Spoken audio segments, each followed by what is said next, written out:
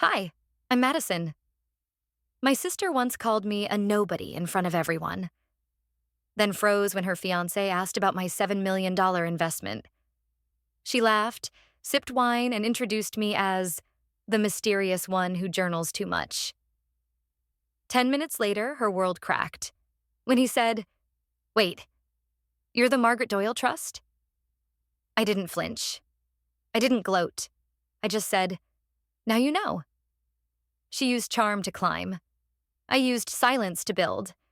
And in the end, it wasn't the volume that exposed her. It was the numbers. The envelope was cream-colored and thick, like something meant to impress, not reconcile. Madison turned it over in her hands, her fingers brushing the embossed gold lettering, Brianna and Ethan. There was no return address, just elegance, manufactured warmth. She stared at it for a moment longer before slipping a finger under the seal and pulling it open. Inside was a trifold card, printed on ivory stock, announcing her sister's engagement to Ethan Ramirez, an up-and-coming entrepreneur whose name sounded vaguely familiar. Below the formal text, in a pen she recognized as Brianna's, was a handwritten note. "Would love for you to come. It's been too long. Ethan's excited to meet my sister." Madison's lips curved into something that wasn't quite a smile. She read the note again. "Excited to meet me," she muttered. "Does he even know who I am?"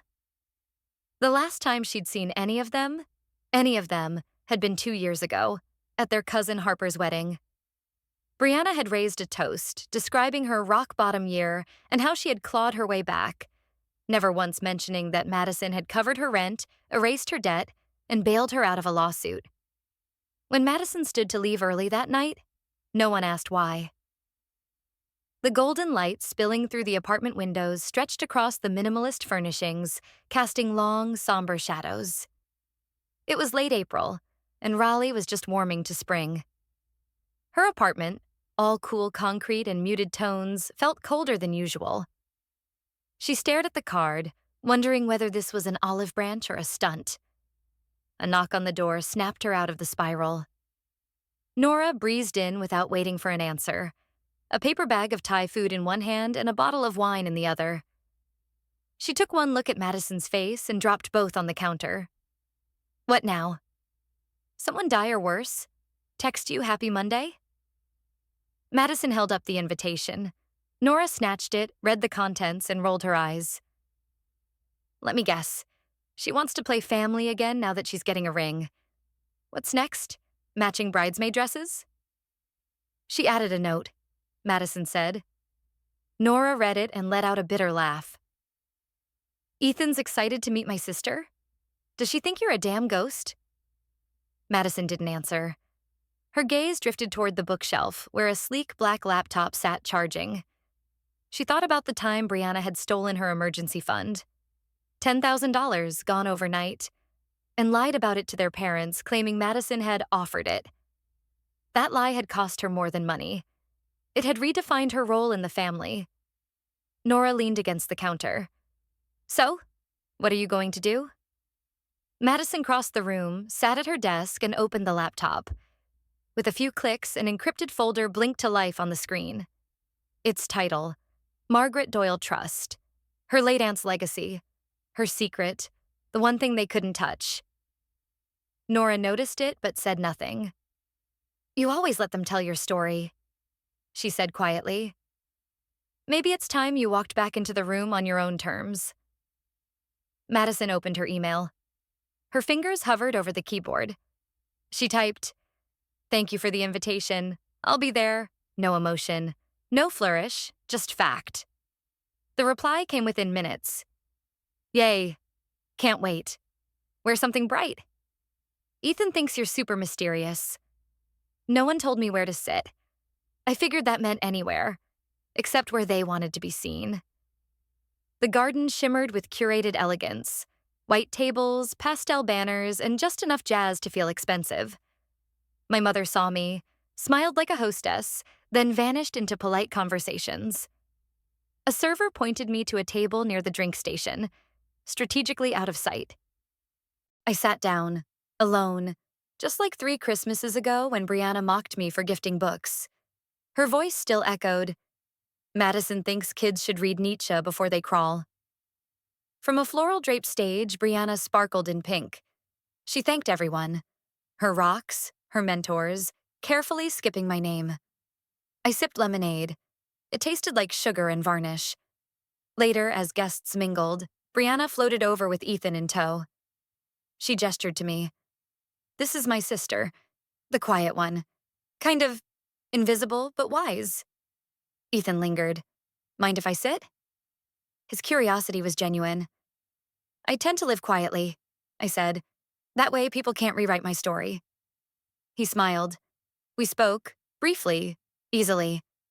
Then Brianna returned, looped her arm through his, and cut in. She's more of a journal and tea type. Eventually, she came back alone. Wine in hand, voice too loud. This is Madison. Very deep, very mysterious, very single. I left the crowd, breathing in the night air. Behind me, Ethan's voice. I came across something called the Margaret Doyle Trust on a partner report. You wouldn't happen to know what that is, would you? It only took one question to melt her smile and freeze the room. The garden, moments ago filled with soft music and the clink of glassware, had settled into a warm hum as sunset bled across the lawn. The fairy lights strung above pulsed gently in the deepening light, while scattered groups of guests lounged with drinks, laughter, and the smug ease of people convinced they were on the inside. I stood near the edge of the drink station, my glass untouched, fingers curled loosely around its stem. A distant murmur reached me, the sound of my mother bragging about Brianna's business savvy to a cluster of church ladies. My name hadn't been mentioned once. Ethan found me under the arbor, hands in his pockets, gaze steady. Sorry to bring it up again, he began, but I came across something on one of our investor reports, the Margaret Doyle Trust. It was listed as one of our primary backers from Series B. I didn't speak right away. The peony-scented air hung thick between us. Then I nodded. Yes, that's me. I created it 5 years ago. He blinked. Your Margaret Doyle Trust? My aunt left me some funds. I invested it privately, mainly in education and innovation. Your company fit both. Ethan tilted his head, stunned but not skeptical. But no one knew. Why anonymous? I offered a faint smile. Sometimes anonymity is the only way to ensure respect for the work, not the name attached. Before he could respond, a familiar, high-pitched laugh sliced through the air. Brianna glided up to us, her arm brushing Ethan's as she looped it around his elbow. There you are, she chirped. I've been looking everywhere. Oh, Maddie, you're still here? She's the Margaret Doyle Trust, Ethan said plainly. Brianna's laughter caught mid-breath. What? He turned to her. She's the investor. Nearly half our Series B was backed by her trust. The look on Brianna's face cracked like glass under pressure. Hairline at first, then unmistakable. Wait, you?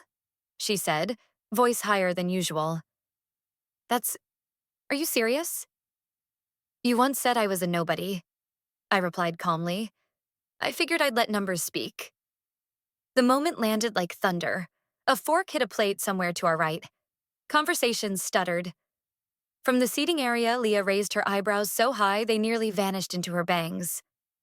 Aunt Margot paused mid-sip, her eyes narrowing with sudden interest.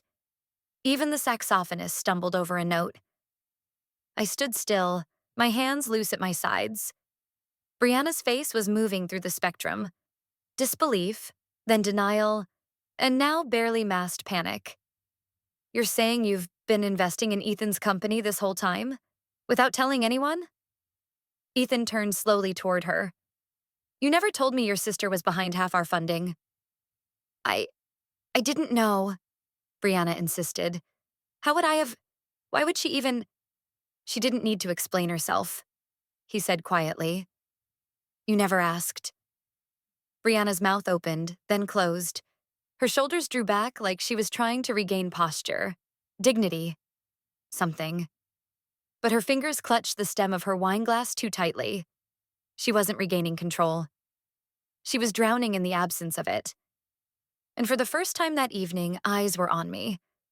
Not with condescension, not with amused curiosity, but with something closer to respect, or perhaps discomfort, because they realized they'd been clapping for the wrong player. Ethan looked between us, finally seeing the frayed edge beneath Brianna's charm. "You always said she didn't understand business," he muttered. "Turns out she built part of mine." Brianna turned to him, but no defense formed. Only a strained smile that wilted before it could bloom. I smoothed the hem of my dress and took a step back. Then another. "Now you do." I said it with no heat, no malice, just clarity. Then I turned and walked toward the house, leaving behind a silence more deafening than any accusation. When I heard my mother say, "She's always been jealous," something colder than anger settled inside me. The house was quieter than I remembered. The sounds of clinking glass and half-laughter still floated through the open garden doors. But in here, beneath the soft hum of a wall sconce, the stillness felt deliberate. I stepped into the downstairs guest room. The same one where I'd once stayed during college breaks. Its decor now updated but sterile, trimmed in white linen and hotel beige drapes. It smelled faintly of lilac and lemon polish. I sat on the edge of the bed, easing off my heels. The air felt heavy, as though the walls still remembered arguments they were never meant to witness. In the mirror above the vanity, my reflection stared back. Poised, lips painted, shoulders squared. But beneath that was something trembling, something tired. My phone buzzed beside me. A message from Nora. "Say the word and I'll swing by. You don't have to stay." I hovered over the keyboard, tempted to type, "Now, please." But my fingers stilled. Something in me wasn't quite ready to leave. Not yet. That's when I heard it. The rustle of silk against hardwood. Then a voice I knew too well. "She humiliated me," Brianna cried, barely muffled beyond the cracked door. "In front of Ethan. In front of everyone. She planned it, I swear." Silence. Then the soft, clipped tone of my mother, sharp as the silver bangles she always wore. "Don't let her ruin your night, sweetheart. You've always been the one who sparkled. She's always made you feel small because she's jealous." The word clanged inside me. Jealous, not misunderstood, not distant, not hurt, just jealous. "She's never forgiven us," my mother went on. "Not since you got more attention growing up. But that's because you needed it more. She was always the strong one." I closed my eyes. That sentence had followed me like a shadow through childhood, whispered between PTA meetings and school recitals. "You're the strong one, Maddie. Your sister needs more support." It was how every dismissal had been justified, every absence, every non-birthday. Being strong wasn't a compliment in my family. It was a license to ignore me. "I didn't even know about the trust," Brianna muttered, her voice thick with tears. "I'm sure she meant it to prove a point," Denise replied. "You don't have to let that energy in. Focus on your future. You have Ethan, your company. She's alone. That's punishment enough." I didn't know what stung more, her words or how casually she said them. I sat frozen, eyes on the carpet, mind spinning in a slow, cruel circle. I wasn't angry. Not really. Something colder had crept in, like frost settling on glass. Silent, beautiful, irreversible. They hadn't changed. Not in all these years. And maybe the worst part was that I had hoped, quietly, foolishly, that they had. I stood, smoothed the front of my dress, and opened the door. Their voices died mid-sentence. My mother looked up first. Her expression didn't flicker with guilt, only calculation. Brianna's eyes were glassy and wide. I gave a slight nod. No smile, no accusation. Just a parting gesture. Graceful and clean, like the final period at the end of a sentence. Neither of them spoke as I passed. Their silence said everything. Outside, the garden lights now glowed amber against the dusk, casting long shadows on the lawn. The party hummed behind me, still clinging to the illusion that tonight had gone perfectly. I slipped into the driver's seat, pulled the door shut, and let the silence wrap around me like armor. For the first time all evening, I could breathe. My phone sat in the console beside me. I picked it up and opened the draft I had saved months ago, back when I still believed impact spoke louder than visibility. Introducing the M. Doyle Grant for Women in Tech. Launching May 3rd, I hovered over post. They couldn't stop me, so they tried to drown me out. The Monday morning light filtered through the wide windows of my office, golden and unbothered by the noise outside. My inbox was on fire. The post I'd made late Saturday night, just a few minutes after I walked out of that house, had become more than a ripple. It was a wave. Introducing the M. Doyle Grant for Women in Tech. Launching May 3rd, 26 words. No hashtags, no press team, no grand photo. And yet, it had reached corners of the internet I never planned for. Over 30,000 shares, dozens of reposts by mid-level founders. A nonprofit coalition retweeted it with the caption, "Finally, quiet money doing loud things." Nora appeared in my doorway holding 2 coffees and a look that could slice through concrete. "You broke LinkedIn," she declared, dropping a cup onto my desk. "Even the guys from VC Twitter are quoting you. Madison, this is everywhere." I skimmed a few of the emails piling in. Former classmates, industry peers, and even a journalist from Tech Forward asking for an interview. But then, the sting. Brianna's name popped up in a comment thread. Her profile photo, a carefully filtered portrait from her last retreat in Bali, looked serene. The words beneath were anything but. "Some people love to create moments when they've been irrelevant for years," she'd written, not tagging me but not needing to. The comment had dozens of likes, mostly from friends of hers I hadn't seen since college. A few replied with passive-aggressive hearts. One simply wrote, "Oof." I stared at the screen longer than I meant to. Nora leaned over. Let her shriek into the void. You've already built a stage." I closed the tab. She was right. Let perception do what it always does. This time it worked both ways. By noon, another ping. "Ethan." "I didn't know. You're incredible." Short. Sincere. Nothing more. I didn't reply. Instead, I opened my calendar and reviewed the prep for the Impacted 2024 panel. Originally, I was just a workshop moderator. Now they'd bumped me to closing keynote. Subject line, "Why we invest in the quiet ones." I sat back in my chair and let the words sink in. For years, I had been called quiet like it was a flaw. Invisible. Passive. Now that same quiet had become clarity. Focus. Power. "Are you going to say something?" Nora asked, taking a seat. "No," I said. "I'm going to show them." The next hours blurred between calls and scheduling. A startup founder I once mentored asked if she could mention the grant in her TEDx talk. A high school coding program in Memphis emailed to say they'd be applying. My phone buzzed with screenshots of influencers sharing the post with captions like, "Real power is quiet," and "She didn't flex." She funded. But not all the reactions were kind. Brianna had started hinting at a toxic sibling dynamic in vague, perfectly curated stories. A black and white boomerang of a wine glass. The text over it, "What's earned in silence can be lost in noise." She let the comments do the dirty work. Friends speculating, strangers judging. She responded to one. "It's wild what people do when they need an audience."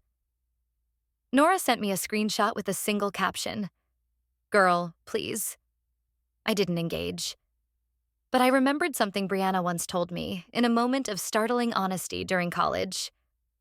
Perception is more powerful than truth. Always shape the room before it shapes you.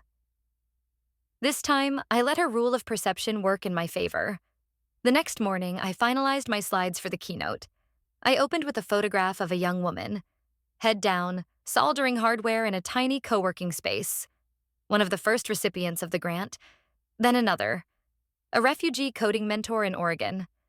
A third, a single mom in Detroit who now ran a robotics summer camp for girls. I didn't need to name drop. These women would speak louder than anything I could tweet. As the sun dipped below the skyline that evening, I sat curled on my sofa, laptop balanced on my knees. I checked Instagram. I shouldn't have. Brianna had posted a story. Black background. White serif text. A single sentence.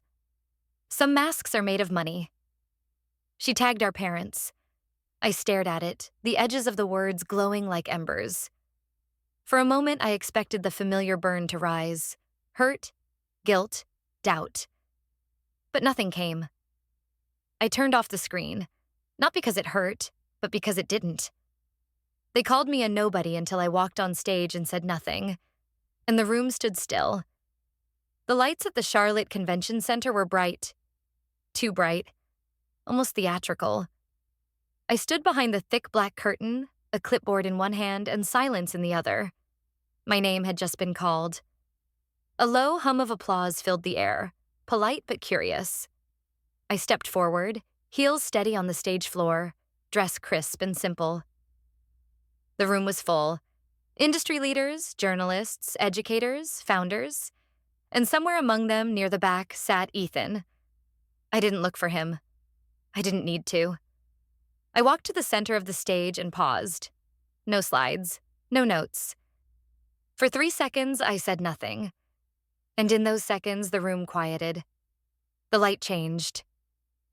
I wasn't supposed to be here, I began, my voice clear. Not in the way you might think. Not as a woman, not as a founder, not even as a donor. I looked down briefly, then back up. I was the quiet one, the observer, the girl who brought books instead of gossip, the woman who chose silence not because she was weak, but because she was watching. I took a breath. Quiet girls learn to observe. We remember who watched us drown and said nothing. There it was. No one shifted. No one coughed. Every face in the crowd locked onto mine, waiting.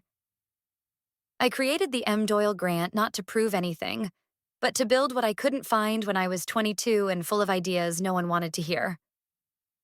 I glanced at the screen behind me as it lit up with data. Mentorship hours logged, startups funded, students reached. But I didn't turn. The numbers spoke for themselves. I was never invisible, I said. I was just doing the work. A hush. Then the applause began. Not a burst, but a building wave. Someone stood. Then another. Before I knew it, the room was on its feet. I didn't smile, not fully. Just enough to let it land. I stepped off stage as camera shutters clicked and conference organizers tried to usher me toward press tables. I ducked out through the side corridor instead. I needed air. Outside, dusk wrapped the plaza in gold and rose. The wind was soft, and for the first time in a long time, I felt untethered. Not drifting, but grounded. My phone buzzed. Ethan. You changed everything. I let the screen go dark without answering. Some things didn't need reply. Some things just were. A girl approached. Barely 20, maybe younger. She had a lanyard hanging low and eyes wide with recognition. Are you me Doyle? She asked, hesitating like the name belonged to someone bigger. I smiled. Yes, I said. I'm her. She never raised her voice, never named names. And yet, with a single speech, the narrative shifted. For good. What began as quiet endurance became undeniable presence. Betrayal had taught her silence, but dignity taught her timing. Like the final chord of a long-forgotten melody, justice may arrive late, but it resonates powerfully once it's heard. Perhaps the loudest victory is not revenge, but being seen at last for who you always were,